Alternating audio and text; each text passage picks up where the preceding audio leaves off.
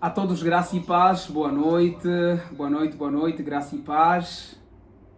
Graça e paz, pastor. Amém, Paz, pastor. amém. Boa noite. Glória a Deus, espero que todos estejam bem, debaixo da graça de Cristo Jesus. Então, vamos a mais um dia aqui nesta nossa imersão, que tem sido bênção, né, que tem sido graciosa. Ontem as leoas, as destemidas estiveram sozinhas. E hoje eu venho aqui, né, espero que tenha bastante leão aí do outro lado, porque hoje nós vamos falar sobre o sacerdócio, né, do homem no lar, o sacerdócio do homem na sociedade. Ou seja, o que é ser homem aí nos padrões bíblicos? Qual é a missão do homem aí segundo a palavra? E nós vamos compreender isso. E se o teu esposo não estiver ali, não tem problema. É importante que você como esposa também entenda qual é a missão do teu esposo, para que você comece a facilitar essa missão, para que você comece a dar espaço a ele de se mover. Porque muitas das vezes as mulheres elas tomam o lugar do homem,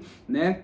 Às vezes sem saber, às vezes por necessidade, né? Então hoje você vai aprender que não deve tomar aí o espaço do teu esposo, para que ele não se acomode, entre numa zona de conforto, porque você assumiu aí as responsabilidades que seriam dele. Mas antes vamos orar para consagrarmos esse tempo, para consagrarmos a nossa vida a Deus o Senhor e buscarmos dele sabedoria sem medida, aquela que excede todo o entendimento. E não se preocupe, porque a pastora Ruth está aí do outro lado, acompanhando tudo, né? Me fiscalizando, né? Ali do outro lado. Então ela está ali para que juntos possamos caminhar contigo. Vamos orar então a Deus o Senhor, para que Ele nos conceda graça e misericórdia. Oremos então. Pai amado, em nome de Jesus Cristo, somos gratos pelo dom da vida. Obrigado por essa semana de imersão. Oh Deus, essa semana que começou com as mulheres, envolveu os homens e se tornou aí a semana do casal. Obrigado pela tua bondade sobre a nossa vida. Porque, ó Deus, és o maior interessado de que as nossas famílias, ó Deus, sejam estruturadas sobre a rocha, para que tenhamos uma vida boa, perfeita e agradável. Obrigado, Deus, nós te agradecemos. Eu e a pastora Ruth te agradecemos, Senhor, porque, ó Deus, o Senhor tem nos abençoado imensamente com essa imersão. Nós somos os primeiros abençoados e obrigado por nos usar como canal de bênção na vida dos nossos irmãos. Continue a fazer a tua vontade, continue a fazer o teu querer, continue a fazer o desejo do teu coração, Pai Todo-Poderoso, nessa noite, nesse tempo de comunhão, nesse tempo, ó Deus, de construção de conhecimento. E não é qualquer conhecimento, por isso eu me esvazio de mim mesmo, para que tu, Espírito Santo, tomes lugar, para que tu, Espírito Santo, faças a tua vontade e querer. Cada homem e mulher aqui presente, ó Deus, foi separado a dedo pelo Senhor. Ninguém está aqui ao acaso. O Senhor trouxe, porque o Senhor tem um propósito. O Senhor trouxe, porque o Senhor tem uma missão. O Senhor trouxe, porque o Senhor tem uma palavra muito específica.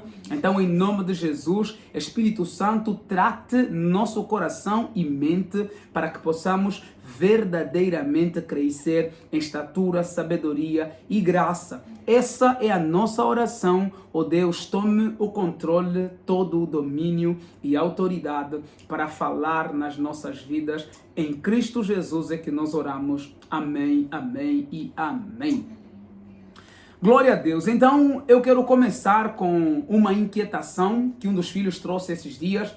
Ele me procurou e diz que já faz 7 anos que ele perdeu a autoridade no seu lar. E ele manifesta a necessidade de resgatar essa autoridade como homem. Então ele me perguntou, ele falou assim: pai, eu estou muito preocupado, né? Eu nunca estive tão preocupado quanto agora, porque nos últimos 7 anos meio que eu estava alienado do meu lar, mas no tempo que nós temos aprendido aqui, eu me dei conta que eu preciso assumir a minha posição como homem na minha casa. Eu sou o homem do lar e não devo permitir que a minha esposa assuma essa responsabilidade. O que eu devo fazer para então voltar a ter autoridade no meu lar?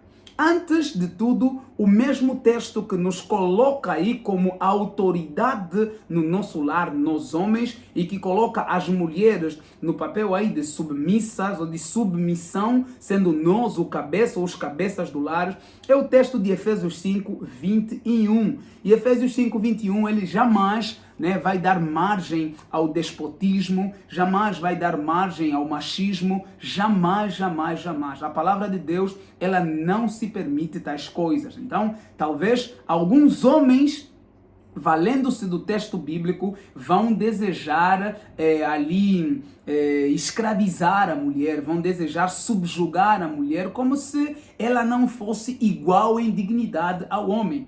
Porque é importante nós partirmos desse pressuposto. Homem e mulher são iguais em dignidades, iguais em bênção. A palavra de Deus, quando diz, já fostes abençoados com toda a sorte de bênção das regiões celestiais, não diz que o homem foi mais abençoado que a mulher. O acesso que cada um de nós tem a Deus não é mais ou menos, um mais acesso, o outro menos acesso. O acesso que nós temos à Sagrada Escritura também não muda.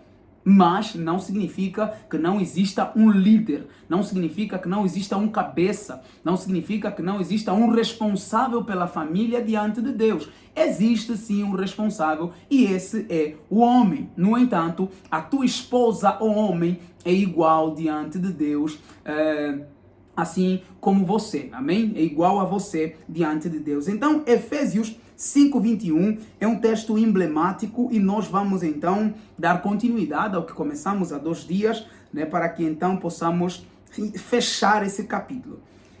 Diz assim a palavra do Senhor em Efésios 5:21. Sujeitem-se uns aos outros no temor de Cristo.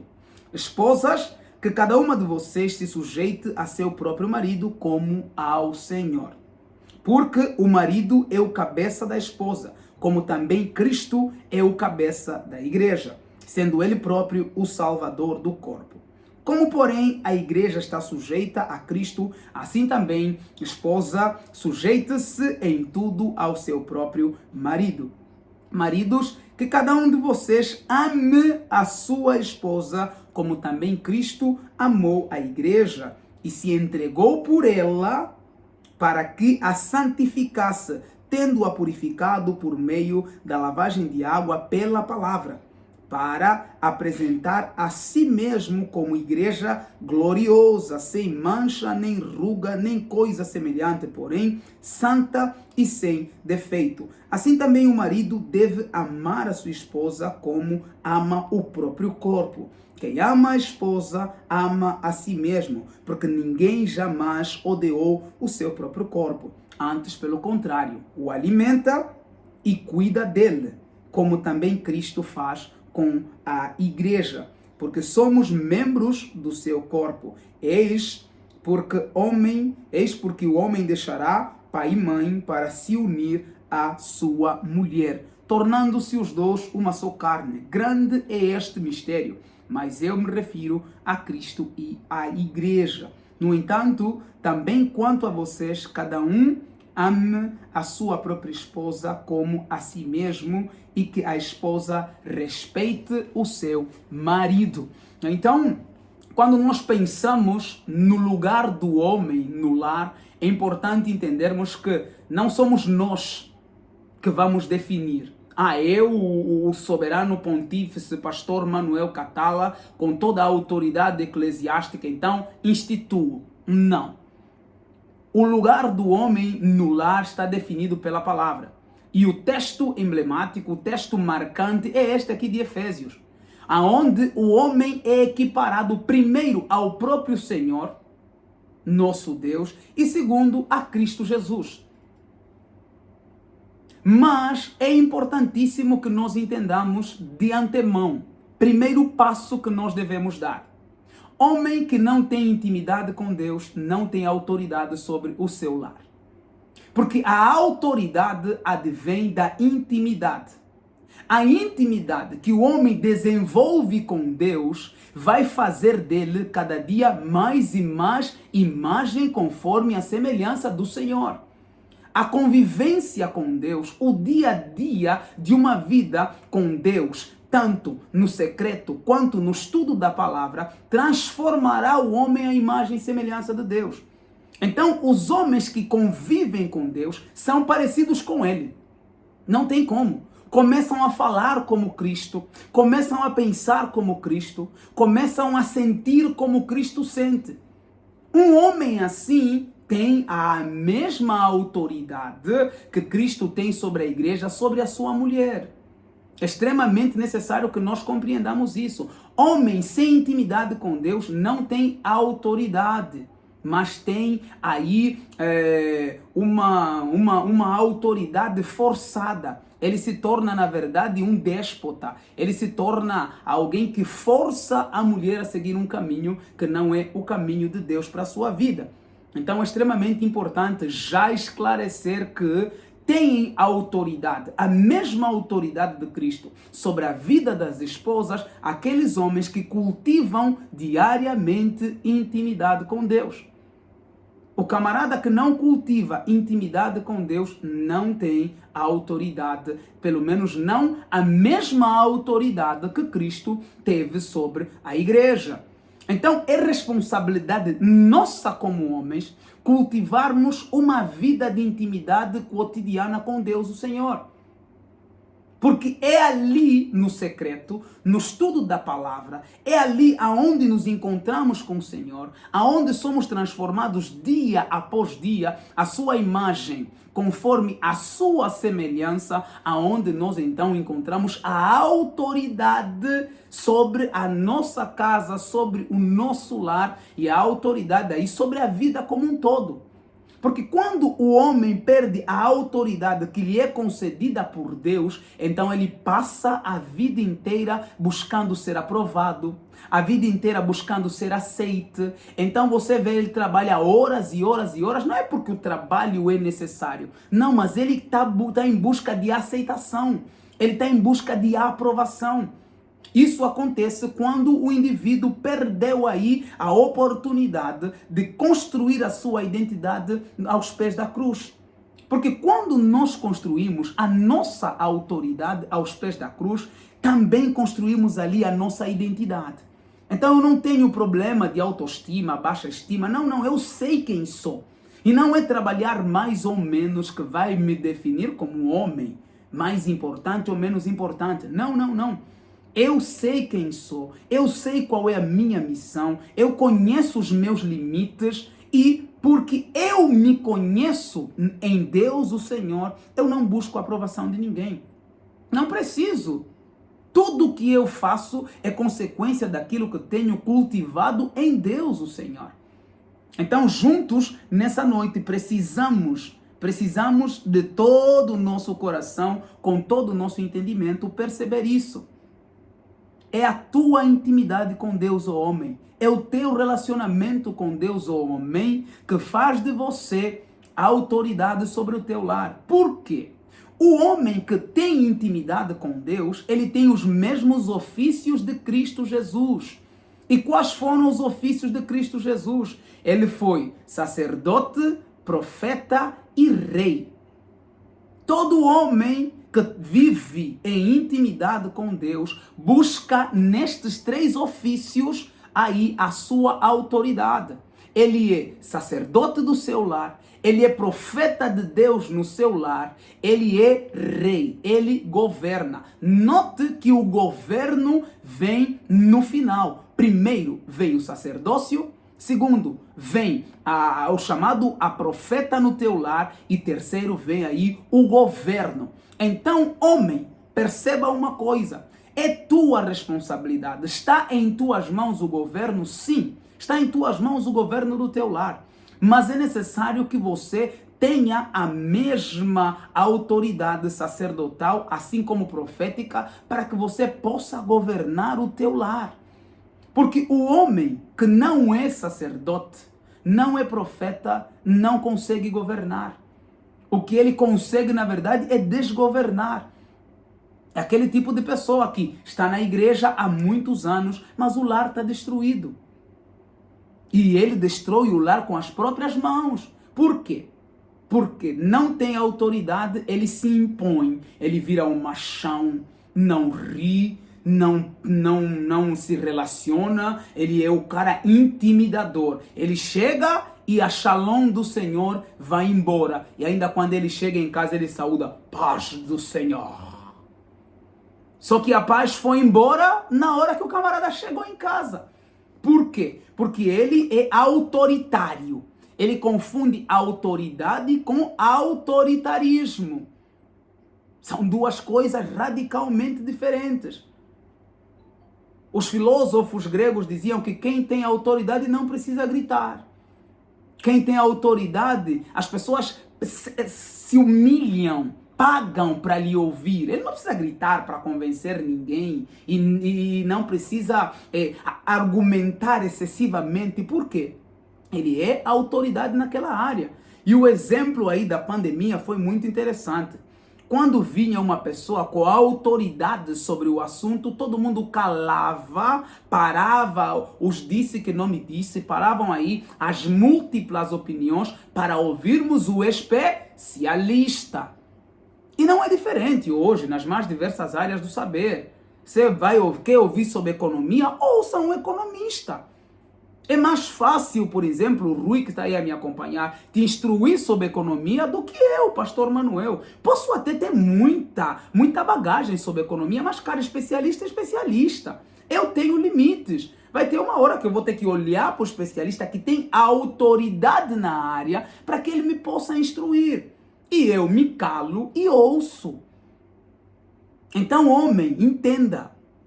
A autoridade é diferente de autoritarismo. Quando é que você é autoritário? Quando você não é sacerdote, não é profeta, mas quer governar, quer administrar, quer mandar, quer ser o chefe da família. Essa, por exemplo, é uma expressão que você não vai encontrar na Sagrada Escritura, chefe da família. Essa é uma expressão que você encontra aí no senso comum, no cotidiano das nossas sociedades. Mas o chefe quem é? O chefe é aquele que fala e todos se calam. O chefe é aquele que é inquestionável. O chefe é aquele que pode não ter a autoridade, mas ele faz o que quer, como quer e da forma que bem entende. Ou seja, o chefe não vê limites. Nós somos chamados a liderar o nosso lar. É diferente. Chefe faz o que quer, quando quer e do jeito que bem entende. O líder não faz o que quer, não faz como quer e não faz do jeito que bem entende. O líder, que é sacerdote, ele tem uma autoridade sobre ele e é sobre a autoridade que lhe é concedida por este que está sobre ele que ele administra o seu lar. E qual é essa autoridade? É a autoridade de Deus, o Senhor. Note que o Paulo é muito claro aqui no texto ao dizer, esposas, que cada uma de vocês se sujeita ao próprio marido como ao Senhor. Ou seja, é um marido que está a receber essa autoridade de quem? Do próprio Deus. Deus lhe está concedendo essa autoridade, não esse autoritarismo. Deus lhe está concedendo a autoridade. E essa autoridade é limitada por quem? Pelo próprio Senhor. Ou seja, nós somos chamados a sermos representantes legítimos de Deus no nosso lar. E qual é a função do sacerdote? A função do sacerdote é assistir diante da presença do Senhor. O sacerdote é aquele que se apresenta diante de Deus em prol da família como um todo. Então o sacerdote é aquele que leva a demanda da família diante da presença de Deus, o Senhor. Então não tem como você ter autoridade se você não é um homem que ora. Na igreja nós desenvolvemos um slogan: homem não chora, homem ora. Porque você começa a chorar porque não tem mais saída. Mas se você é um homem de oração, você sempre encontrará uma saída em Deus, o Senhor. Então, em vez de ficar a chorar, vai orar. Homem precisa levar diante de Deus toda a demanda da família. Não é a primeira vez que você vai me ouvir, e talvez também não seja a última que você vai me ouvir, né? Trazer aqui para nós, nesses encontros, que o homem é o provedor. conforme o apóstolo Paulo também descreve aqui no final, no versículo de número 29. Diz que o homem deve alimentar a esposa. Né? No versículo 29, deve alimentar a esposa como alimenta o seu próprio corpo, ou seja, ele deve prover recursos para que a esposa esteja alimentada, esteja nutrida. Só que aqui é importante que nós entendamos que não se resume ao alimento físico.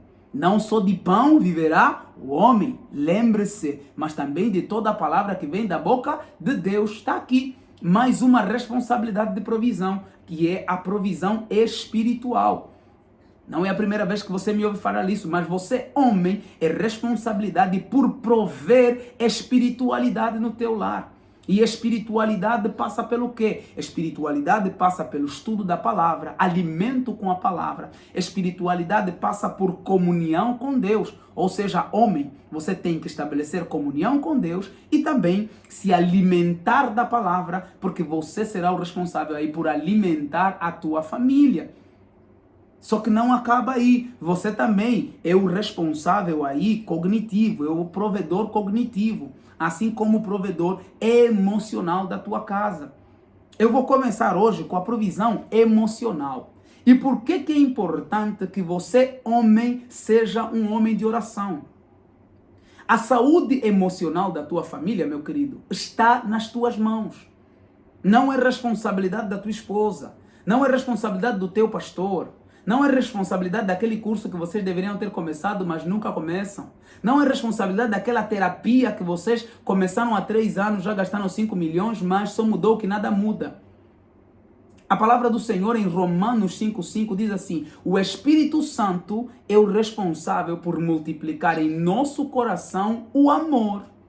Ou seja, para que você, homem, ame e leve amor para a tua família, estabelecendo o padrão emocional do lar, você tem que ter intimidade com Deus. Você tem que ter uma vida de comunhão profunda com Deus, o Senhor. Porque nisso o Espírito Santo vai gerar amor no teu coração e é esse amor que você vai levar à tua família. Se você não tiver comunhão com Deus, você pode dizer que ama a tua esposa, mas é mentira. Não é um amor de verdade. Não é um amor real. É um amor que instrumentaliza a pessoa que você diz amar. É um amor que você tem por qualquer pessoa. Para que você tenha o amor divino, aquele que é o único que pode sustentar um lar, meu querido, você tem que ser cheio do Espírito Santo. Sem plenitude do Espírito Santo não existe amor. Quantos e quantos casamentos começam incrivelmente maravilhosos. A nossa lua de mel foi em Quilengues.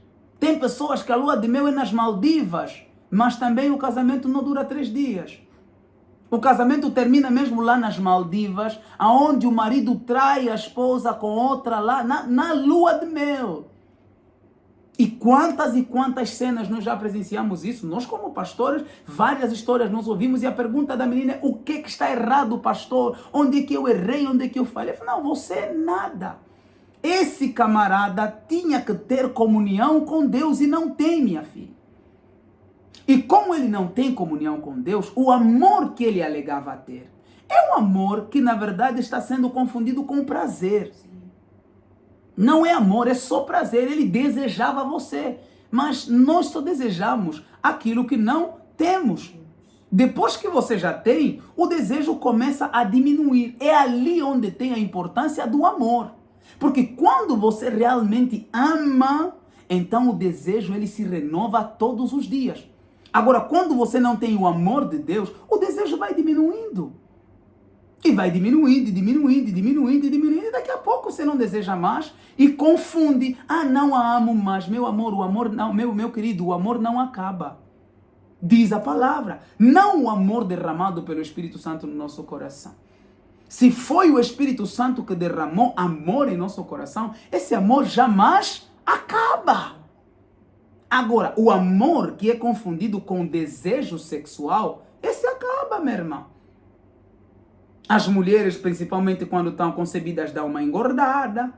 Aí você já começa a desejar menos, né?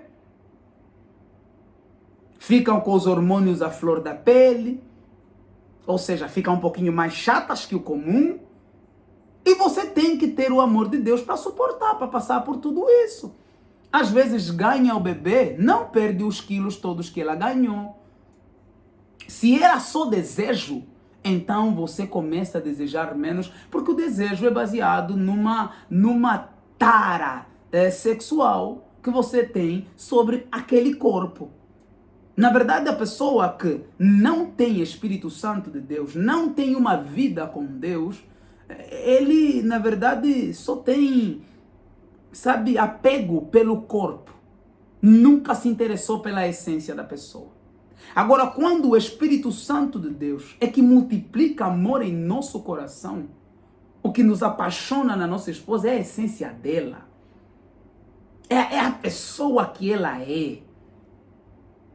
Interiormente. O exterior, ele faz parte. Mas não, você não está apegado a isso. Não é porque ela ganhou peso, porque ela perdeu peso que o nosso casamento se abalou. Não, de jeito nenhum.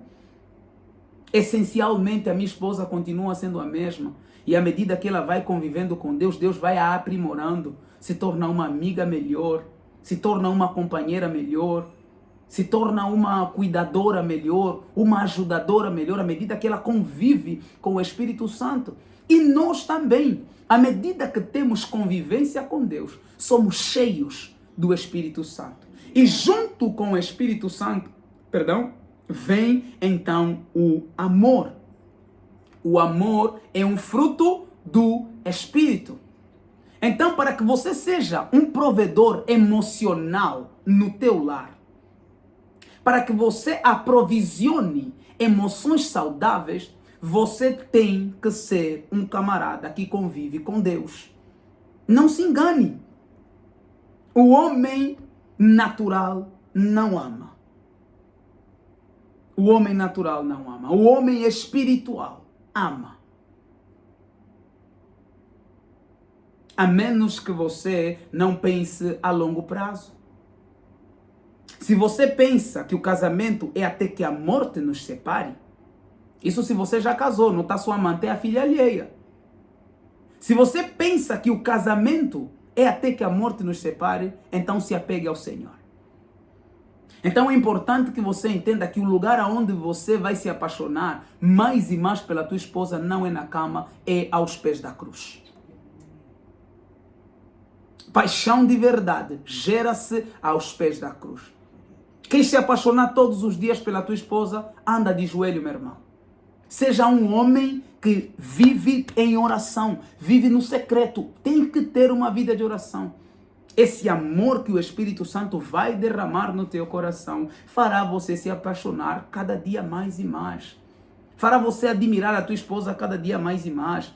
Fará com que você passe 10, passe 20, passe 30 anos. Quando tu olhas para tua esposa, o sorriso continua sendo o mesmo. Do contrário, daqui a pouco começam as crises por tudo e por nada, né? E eu costumo dizer, os casais só brigam por coisas pífias. Pense nas brigas que vocês já tiveram. Maior parte delas é por causa de nada sério. Só que vai acumulando, vai desgastando, e vai. Daqui a pouco se torna um grande dominó que no menor toque de uma das peças acaba derrubando tudo. Então é extremamente necessário que você entenda, homem, como provedor emocional. A fonte da provisão é o Senhor. Se você não buscar de Deus, você não terá para levar para a tua família. Você não terá para levar para os teus filhos. Aqueles que convivem com o Senhor aprendem a amar de forma sobrenatural.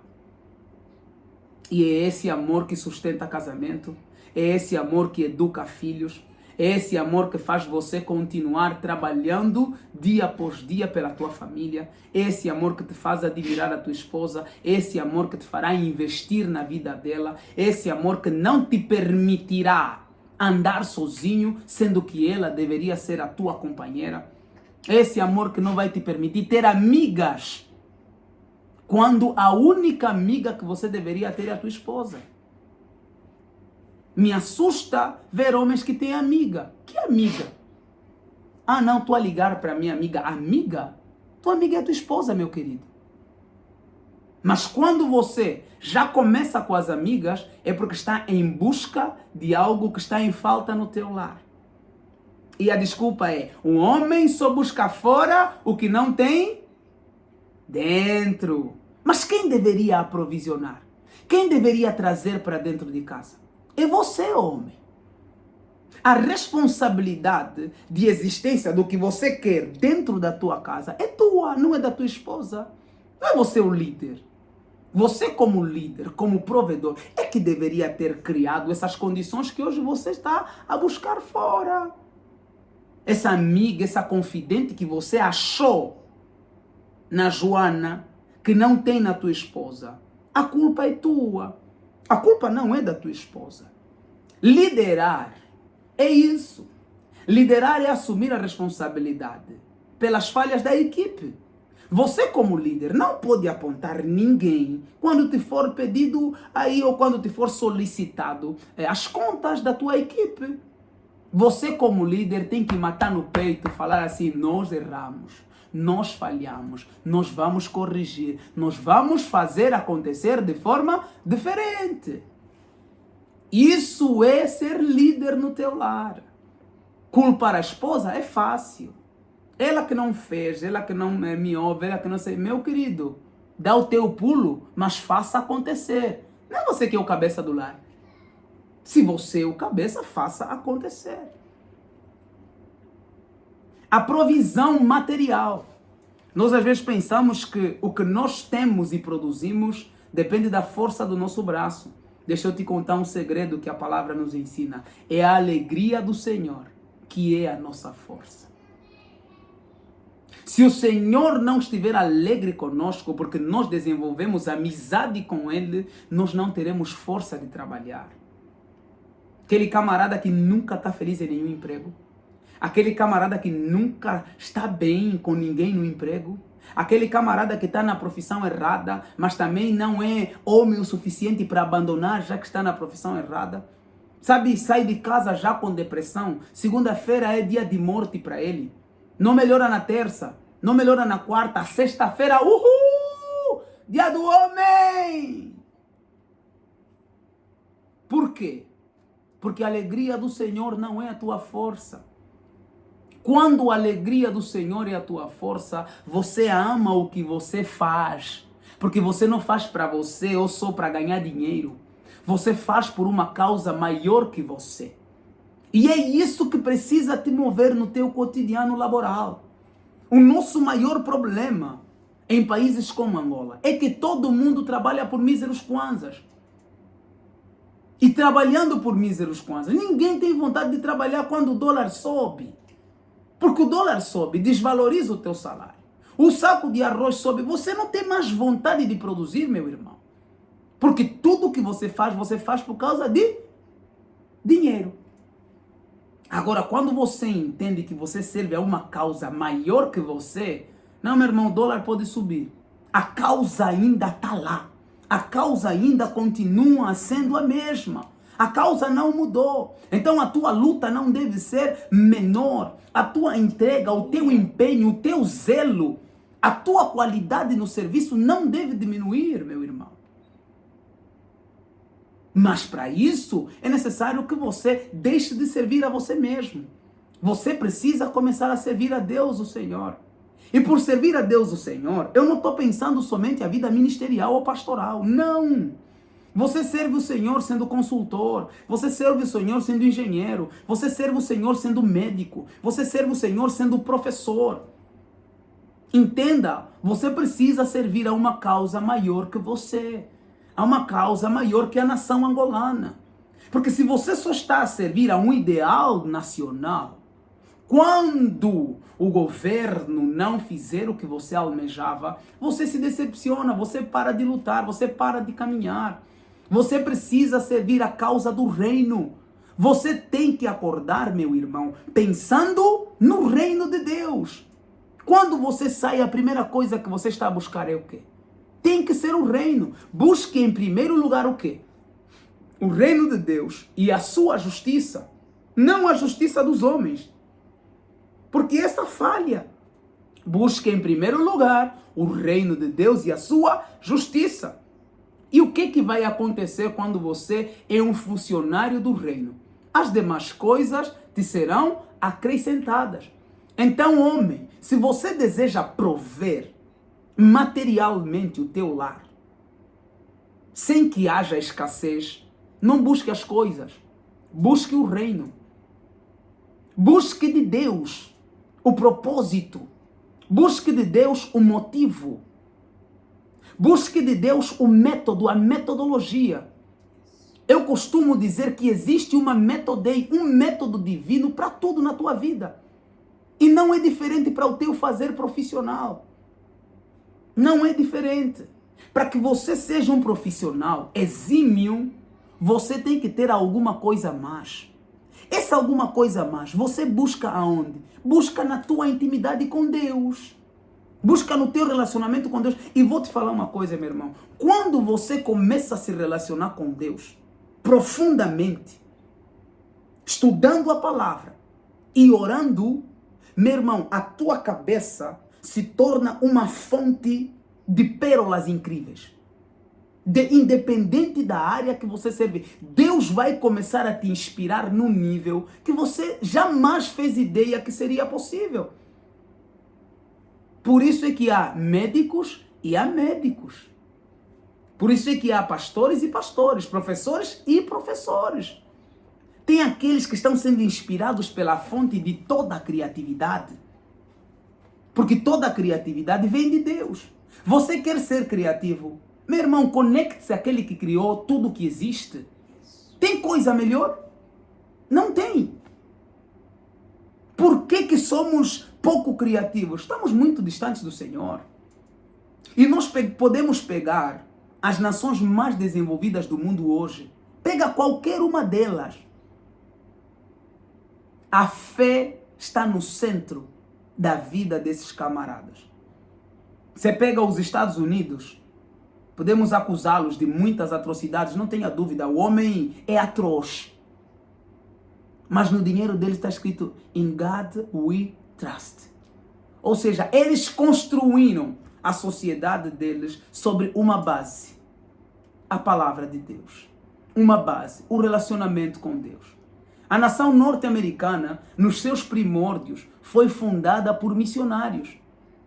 As universidades norte-americanas foram as maiores e as melhores hoje do mundo, foram fundadas por homens que tinham um ideal superior a eles mesmos. O ideal lá sempre foi maior que a América. Em 1800, os norte-americanos escreveram o Destino Manifesto. Destino Manifesto é um documento que para o norte-americano é profético. E nesse documento eles fazem uma declaração dizendo assim, Deus, em sua soberania e graça, nos escolheu dentre todos os povos do mundo para que pudéssemos estabelecer um padrão de sociedade segundo a vontade de Deus. E hoje o norte-americano vive e luta por isso. Toda a cruzada norte-americana é baseada nesse ideal que é superior à própria nação norte-americana. Ou seja, não é o fazer pelo fazer, mas é o fazer por um propósito divino. E homem, você que não luta todos os dias por um propósito divino, você que não quer ser as mãos de Deus como médico, você que não quer ser boca de Deus como professor, você que não quer ser ouvido de Deus como psicólogo, meu querido, você daqui a pouco está frustrado com essa profissão, não vai te dar o dinheiro que você achou que fosse te dar. Agora, quando você verdadeiramente vive por um propósito superior a você, meu irmão, a quantidade de dinheiro que vai passar na tua mão, você jamais imaginou que fosse pegar. Mas você mesmo sou professor? Eu sou mesmo professor, sim. Mas então vai ser professor como? Está a roubar quem na escola? Será que está a vender nota? As pessoas vão se perguntar o que está acontecendo na tua vida. Mas é que você buscou em primeiro lugar o reino dos céus. E você tem buscado implementar uma justiça que não é dessa terra, mas é uma justiça que é transcendente à justiça da terra. Então as pessoas olham para você e têm-no como referencial. Todo mundo na empresa pode estar a fazer coisa errada, mas chega em você, meu irmão, a respeito. Chega em você a honra. Não se falam qualquer coisa do teu lado. Não se comportam de qualquer forma do teu lado. As mulheres não se jogam no teu colo, porque sabem, esse camarada anda de uma forma que ninguém anda aqui. Esse não é qualquer um, não dá para lhe confundir. Agora, todas as mulheres estão a se jogar no teu colo. Você já pensa que estás a pipocar, né? Não, meu irmão. Estás a ir para o inferno. Estás a levar tua família junto nessa. E não és um homem honrável. És um covarde. Por isso é que todo mundo se esfrega em você e está tudo bem. Meu irmão, tem que haver limites. As pessoas têm que ter temor quando estão do teu lado. Tem que ter tremor. Agora você é um camarada que, sabe, ninguém leva a sério. Porque falta o quê? Falta a identidade de Cristo em você. Cristo era um camarada honorável em qualquer lugar onde fosse. Você podia discordar dele, mas tinha que reconhecer a autoridade dele. Fariseus, escribas, romanos, troianos, gregos, não importa, todo mundo era fascinado pela pessoa de Jesus, mesmo discordando. Até aqueles que o traíram, o venderam, eles o vendem o admirando. Eles o admiravam tanto que disseram assim, não, esse cara vai tirar nossa popularidade. É melhor nós eliminarmos ele antes que seja tarde demais. Então entenda, se você hoje já acha que é muito eficiente e eficaz nas coisas que faz, se você hoje já acha que é muito produtivo, homem, então entenda, você pode ser mais produtivo ainda se tiver uma vida com o Criador. Entenda, Ele é o Criador de todas as coisas. E você não pode criar nada que seja original, nada que seja admirável, se não estiver conectado à fonte. E olha que as empresas estão a valorizar caras criativos. Você não basta você ter um diploma. Ah não, eu sou licenciado. Assim como meia dúzia dos motoqueiros no Lubango. Não conheço os daqui, mas no Lubango, meu querido, todo o Cupapata praticamente foi meu colega no ICED. Eu sou mestre. Mestrando em Harvard. Opa, interessante. Já começou bem. Mas tá bom, agora fala uma coisa que nós nunca ouvimos. Fala uma coisa que você não leu no livro do teu orientador de mestrado. Queremos ouvir, ô mestre. Sou doutor. Querido doutor. Qual foi a tua tese mesmo, meu lindo? Defender o quê? Que é incrível, que vai acrescentar alguma coisa na nossa vida? Nada. Você precisa ir além do teu diploma. O teu diploma não te salva. O teu diploma não faz de você uma pessoa incrível. Você pode ter todos os diplomas do mundo. É a tua criatividade. São as tuas respostas a dificuldades reais que a tua empresa está a passar que vão fazer toda a diferença. Você tem que responder à demanda da tua empresa. Você tem que responder à demanda da nossa sociedade. Primeiro, as empresas que não responderem de forma eficiente e eficaz à demanda da sociedade já faliram. E você, como profissional, que também não é criativo o suficiente para propor um processo diferente, uma forma diferente de fazer o que todo mundo vem fazendo há anos da mesma forma, às vezes desperdiçando tempo e recursos. Se você não for um profissional que pode propor algo novo para que a empresa economize tempo, para que a empresa desperdice menos, para que a empresa ganhe mais, meu querido, você daqui a pouco é suplantado, você daqui a pouco é superado, é afastado e vais pensar que é bien. E para quem está no Brasil, Biembiembe é fetiço. Vais pensar que é fetiço. Ah, não, esses vêm com fetiços aí, ele mesmo se banha todos os dias. Não. Meu irmão, vosso banho mesmo. É com sabonete luxo. Qual o problema? Você não está conectado à fonte. Você não é criativo o suficiente. Você fala assim, não, mas tem países... Não, meu irmão, presta atenção. Nesses países que você está aí a falar, eles estão conectados à fonte há muito tempo. E eles têm uma herança acadêmica gigantesca.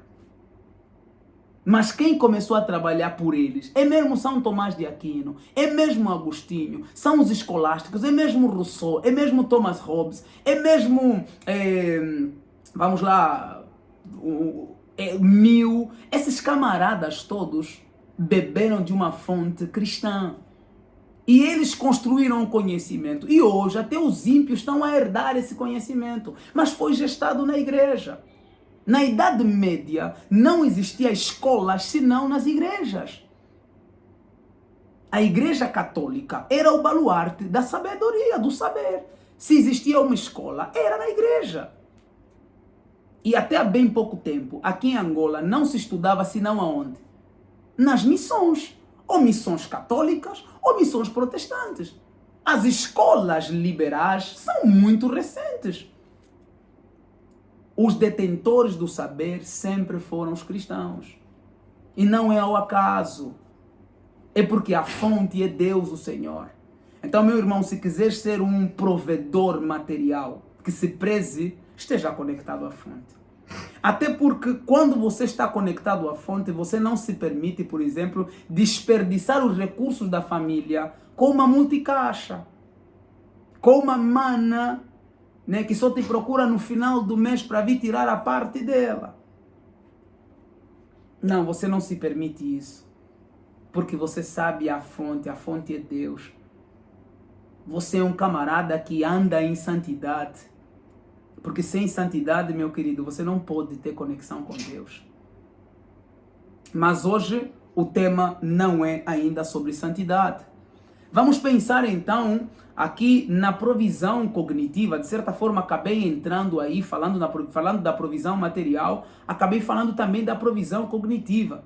Mas eu quero me restringir à provisão cognitiva aqui, à provisão cognitiva de conhecimento bíblico. Você, como sacerdote no teu lar, você tem que ser uma autoridade bíblica em casa.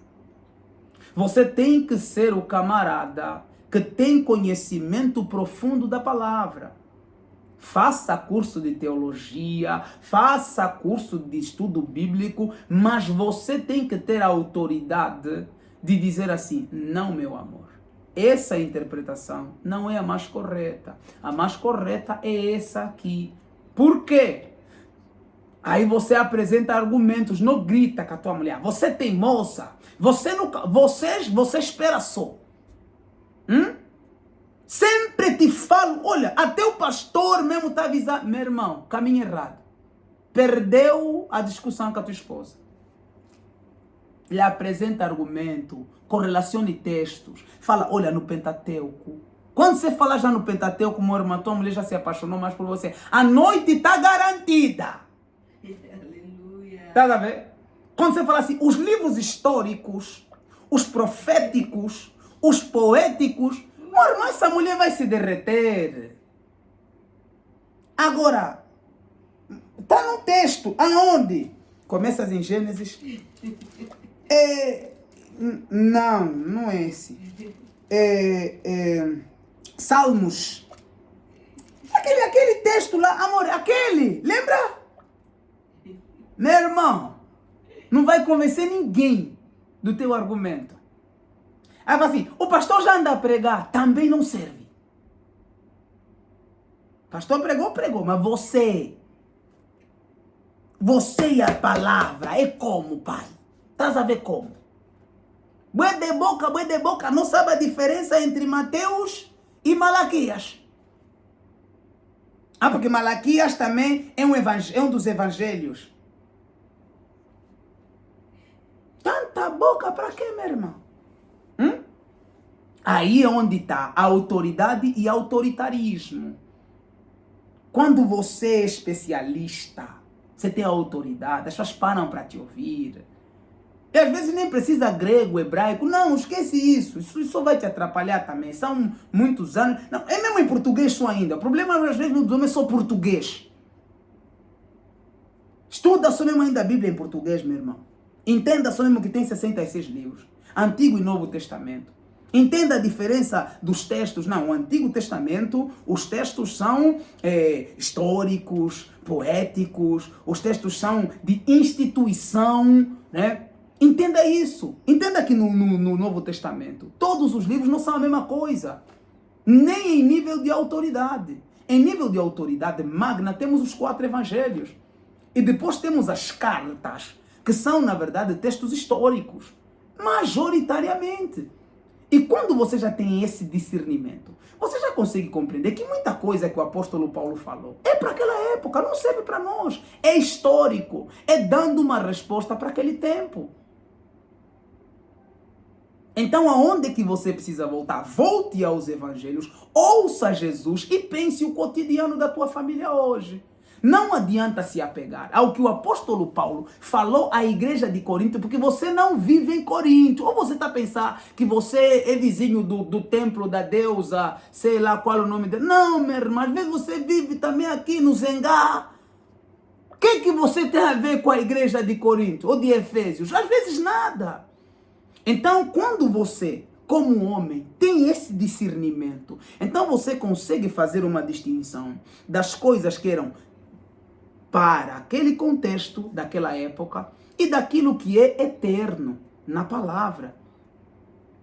O apóstolo Paulo, ele fala várias coisas, que até o próprio apóstolo Pedro, quando ele escreve, ele fala assim, olha, o irmão Paulo anda falando umas coisas, só Deus na nossa causa.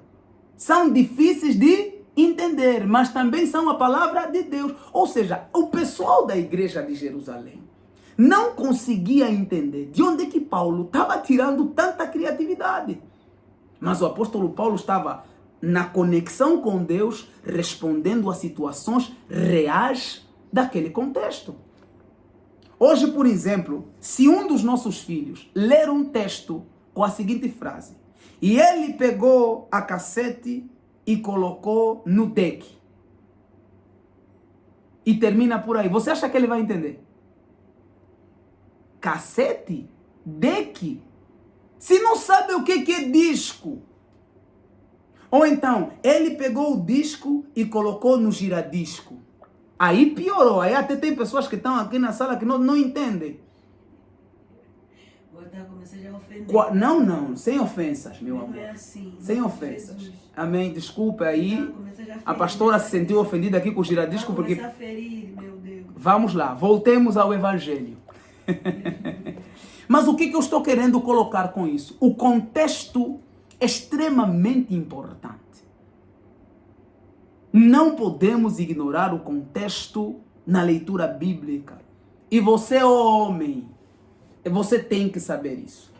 Você não pode se dar o luxo de não saber isso. São coisas que fazem toda a diferença, inclusive na tua vida profissional. Porque às vezes nós pensamos que a compreensão da palavra só nos ajuda mesmo na palavra. Não, meu querido. A compreensão da palavra te ajuda a abrir um mundo eterno na tua cabeça. A eternidade se abre para você. Você começa a enxergar o que ninguém enxerga. Você começa a contemplar o que ninguém contempla.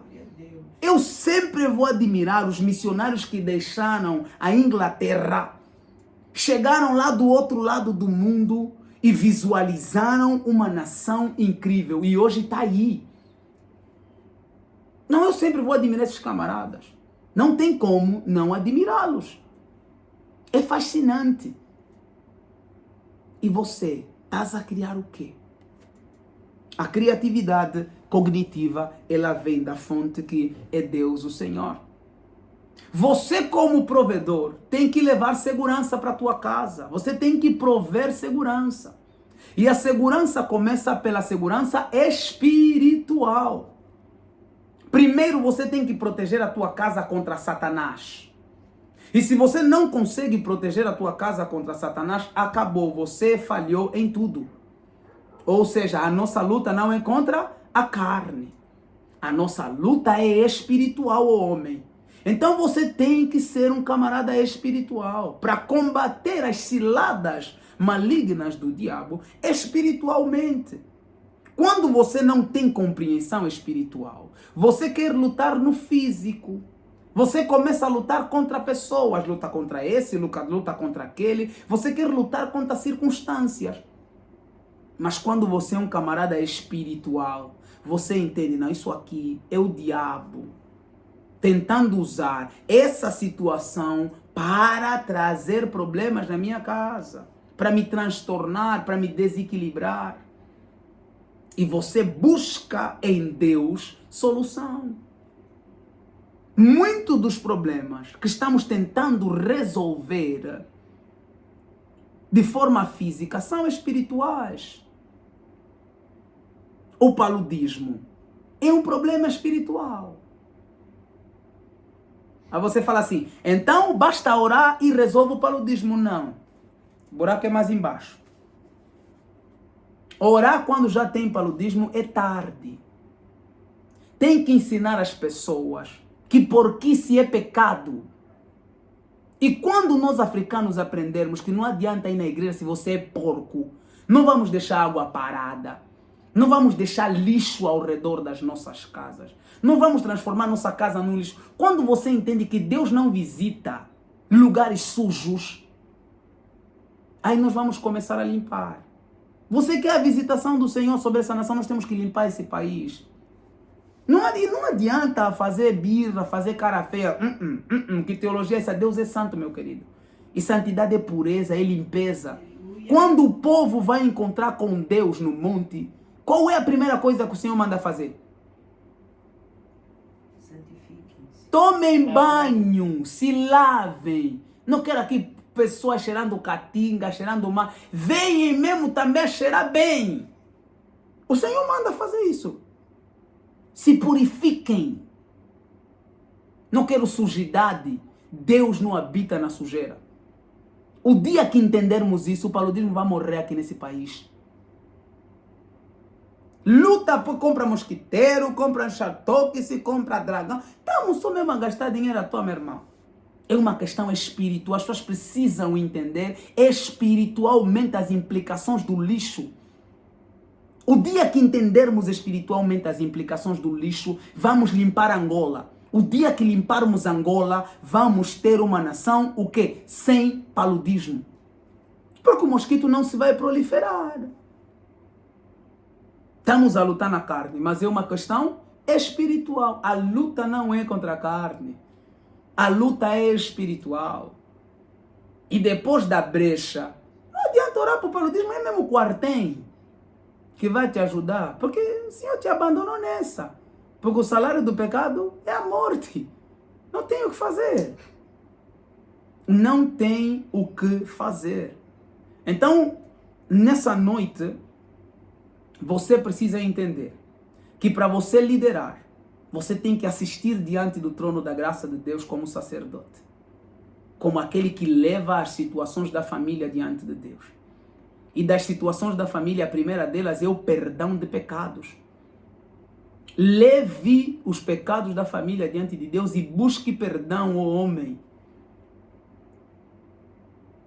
Você tem que chegar diante dos teus filhos com uma mão para abençoá-los. E como é que você vai fazer isso? Se você não tem bênçãos da parte de Deus para colocar sobre a cabeça dos teus filhos. Porque quando você assiste diante do trono da graça, você volta lá com bênçãos para os teus filhos. Você os abençoa, ó meu irmão.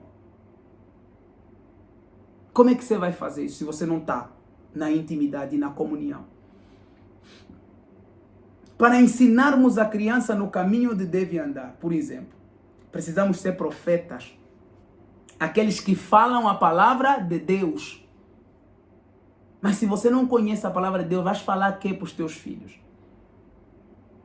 Vais começar a ler Piaget, vais começar a ler Vygotsky, mas também não vão te ajudar a educar teus filhos, meu irmão.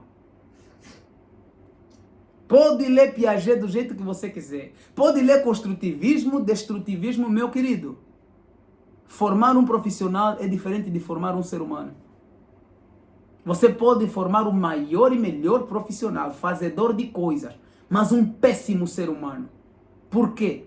Porque você não lhe colocou no trilho do Senhor, que é um trilho ético, é um trilho moral, é um trilho de justiça, é um trilho estético. Você tem que ser profeta na tua casa. E profeta é aquele que fala da parte de Deus. Não adianta só você falar da tua parte mesmo. Fale da parte de Deus, porque quando você liberar uma palavra de Deus, o Espírito Santo vem, toma e crava no coração do teu filho. Eis aí a diferença entre educar e educar. Aqueles que educarem no Senhor, o fruto será visível. E educar no Senhor é difícil por quê? Porque a palavra que você fala para o teu filho tem que ter te transformado primeiro. Se a palavra não te transformar, não vai transformar o teu filho. Não se engane. Criança aprende especialmente com exemplo. É mais o que vê do que o que ouve. Não adianta eu com o Daniel, com os seus 5 anitos, tentar lhe explicar um provérbio, um salmo. Não. Vive só o provérbio. Vive só o salmo. O teu filho vai entender. Para explicar o que é graça para Silvina, por exemplo, eu dependi de uma lição, de uma circunstância do nosso contexto. A Silvina aprontou e eu tinha que lhe chapar. Eu fui bravo na direção dela e quando eu chego, pego ela para dar um cacete, Deus me fala, está aqui a oportunidade para ensinar sobre graça. Aí eu paro o que tenho que fazer e falo para ela, filha, você merece apanhar. E você merece apanhar muito. Mas o pai não vai te bater. Sabe o que isso se chama? Graça. É um favor imerecido. Você não merecia. Mas o pai vai te dar perdão de pecados. Você está vendo que na prática ela nunca mais teve dúvida sobre o que é graça. Ela até dá aula de graça. E também dá aula de desgraça. Tem vezes que eu lhe falo, filha, agora caíste em desgraça. Ela entende bem a palavra por conta da realidade prática. Então pratique, viva a palavra. Aí sim, aí você vai conseguir governar a tua casa. Porque você está cheio de Deus, você não está cheio de você mesmo. Aí você vai conseguir cuidar da tua esposa e apresentá-la diante de Deus. Você tem que todos os dias chegar diante de Deus. Antes de começar as tuas cantigas, as tuas orações de Deus, omni grande, omni tudo, omni que, apresenta ainda a tua mulher, fala, está aqui a tua filha, veja, Senhor, tu ali cuidar bem. Senão não vão te receber, meu irmão. Lê o texto direito. Efésios 5, vou repetir, é para apresentar a tua esposa como que? Noiva imaculada, bem cuidada, bem tratada. Agora a tua esposa toda gatafunhada, parece que o apocalipse já lhe aconteceu sozinha. Meu irmão, qual Deus que vai te ouvir? Não tem Deus que vai te ouvir, a tua esposa tem que estar bonita. Se não estiver bonita, ele manda ainda se prepara, amor, eu quero ir orar. Então se prepara. Fica bonita. Vai orar. Quando você voltar, também já encontra a tua esposa que é bonita para quê? Para muitas coisas, meu irmão. Agora foste orar, quando volta da oração, tens que blasfemar, porque a tua mulher está baltemente mal mesmo. Tem que estar linda. Você tem que zelar, tem que cuidar, tem que tratar. Tua esposa tem que te dar orgulho, meu irmão. Depois mesmo que estás orgulhoso da tua mulher, ela tá alegre, tá bem, podes ir orar. Do contrário, meu irmão, não ora. Não, pastor, também isso não está escrito na Bíblia. Se tiveres problema com o irmão, antes de levar a oferta no altar do Senhor, faz o quê? Vai lá, resolve o problema que você tem. E se for a tua mulher, a Bíblia está dizendo que não é só para resolver problema. Pronto, já resolvi, já está, acabou. Não, ela tem que estar bonita, tem que estar bem. Vou ler de novo o texto para que você não saia com dúvida daqui. Amém? E não pensa que é doutrina da minha igreja. Não, é a palavra. E a palavra transcende a minha igreja, transcende a tua igreja. A palavra não quer nem saber se a tua igreja se chama Bola de Neve ou Assembleia de Deus. Não interessa. Palavra é palavra. Então, Efésios 5. Marido, cada um de vocês ame a sua esposa como também Cristo amou a igreja, entregando-se por ela. Você tem que se entregar pela tua esposa, para que a santificasse, tendo-a purificado por meio da lavagem de água. Olha a responsabilidade, meu irmão. Você tem uma mulher santa, no esforço dela. É esforço de quem? É teu esforço, homem. Está aqui. É só ler o texto. Se você não gosta, rasgue essa página. Ou então compra aquelas Bíblias que já não vêm com Efésios 5. Aí você se livra dessas responsabilidades. É mais fácil. Onde é que vende essas Bíblias que não vêm Efésios 5? No inferno. Deixa eu continuar aqui. Para apresentar a si mesmo como igreja gloriosa, sem mancha, nem ruga. Isso também é muita responsabilidade, meu Senhor. Nem ruga. Já li esse texto, mas só hoje que, amor, o dia que você vir ruga, tu vai te avisar, por favor, amor. Não me faz coisa. Não ser ouvido pelo Senhor. Mancha mesmo não vais ter. Porque mancha é de você bater a filha alheia. Começa a bater a tua mulher com mancha. Não podes orar. Agora, ruga eu acho que é por lhe chatear muito, né? Ruga vem por quê? Nós mesmos, meus irmãos, temos que se reunir para entender como é que a gente vai evitar esses problemas aqui. Até rugas. Só que as mulheres também às vezes colocam muitos cremes, a pele envelhece por conta de tratamentos, automedicações. Depois nós é que saímos como culpados na situação. Comece a usar produtos também indicados. Aí quando você tiver ruga, eu que estou ferrado. Olha, amor, por favor, todo o teu creme eu agora vou fiscalizar. Meu irmão, olha bem os cremes da tua mulher. Se ela tiver rugas, problema é teu. Nem coisa semelhante, porém deverás apresentá-la santa e sem defeito nenhum. Ou seja, a nossa responsabilidade para com a nossa esposa diante de Deus é gigantesca. Não basta cantar de galo. Não basta mostrar que você é um dunduma, o equique, o mandume da casa. Não basta.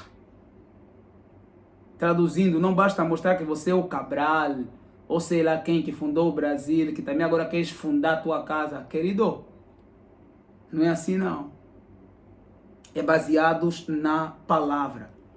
E tudo que eu falo aqui nessa noite só tem autoridade porque não é baseada na minha experiência de vida. É baseado naquilo que Deus, o Senhor, estabeleceu para nós. E é a esse padrão que todos os dias eu tenho buscado me amoldar. Não falo isso porque já sou perfeito. Não, antes pelo contrário. Todos os dias a nossa luta é em torno de cumprir cada dia mais e mais e mais aquilo que está na palavra. Então, mulher, você precisa entender quem é o cabeça do lar. E você precisa entender quando ele é o cabeça do lar. Quando é que ele é o cabeça do lar? Quando ele tem uma vida de intimidade com Deus.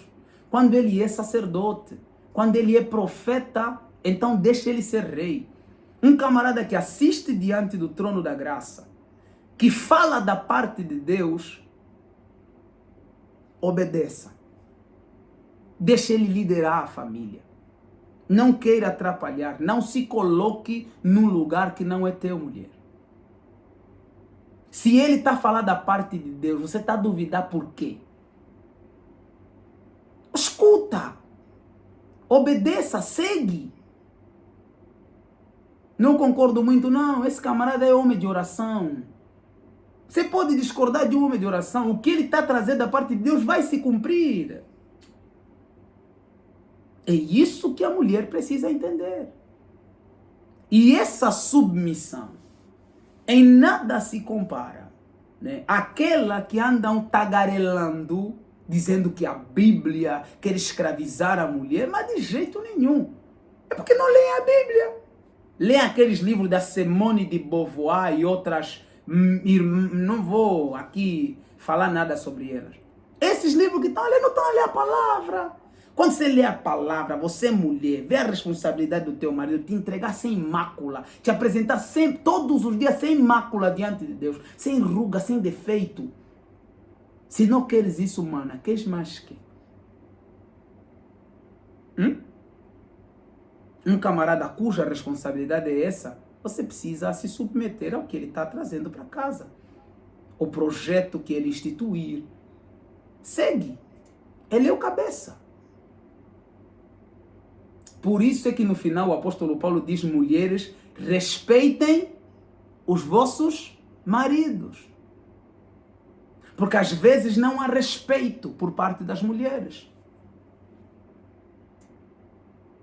Você sempre dá errado os teus projetos. Não é assim, minha irmã. Você é auxiliadora, se está dando errado é por quê? Não estás a auxiliar bem. Não tem esse negócio de você, é nós. Por que você esperou dar errado, já que você é a visionária? Porque todo visionário consegue prever problema. Você já não é a mãe grande? Prevê então que ele está aí mal. Não, às vezes eles são teimosos, não resolve com ele. Fala com o pai dele. Vai orar. Chama ele para orar. Se você discutir com ele, vão só se tirar mal, minha irmã. E por conta de quê? Entenda, mulher. O teu marido tem um responsável. O responsável dele é Deus. Quer que ele acate alguma situação, lhe dobra joelho, minha irmã. Te garanto. Se você mesmo lhe dobrar joelho, e na hora de querer discutir, coloca água na boca. Não fala nada com ele, só fala com Deus. Minha irmã, vais conquistar, ele vai te ouvir. O problema é que queremos falar muito. Não. Quando falamos muito é porque já perdemos aí a legitimidade, até para a correção. Agora, quando buscamos de Deus, queremos construir em Deus o Senhor, a nossa vida se torna boa, perfeita e agradável. Amém? Então, para hoje, é isso que nós tínhamos separado.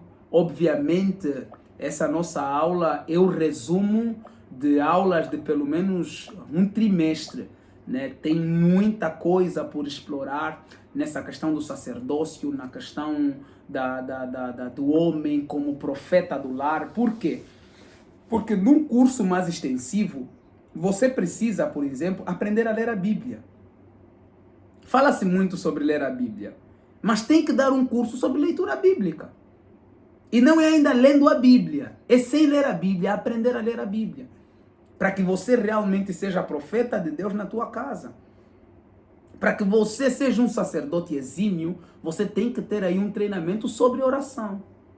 Dá para começar a orar hoje sozinho? Dá. Mas com um treinamento você vai melhor.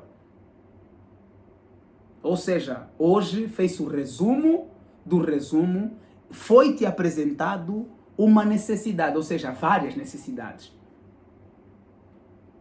Agora, você tem que arregaçar as mangas e mostrar que de fato é líder no teu lar, é líder na tua casa. Então, os momentos restantes, aí vamos reservar a perguntas, amém? Então, você que está acompanhando ao vivo, pode levantar a mão, vai ter que ligar a câmera, vai levantar a mão, né? Eu tenho que ver você levantando a mão e eu vou chamar você. A pastora vai me ajudar ali, porque a minha tela também é limitada, né? Vocês que forem levantando as mãos, a pastora vai chamar para que vocês possam fazer as vossas perguntas. Arminda já está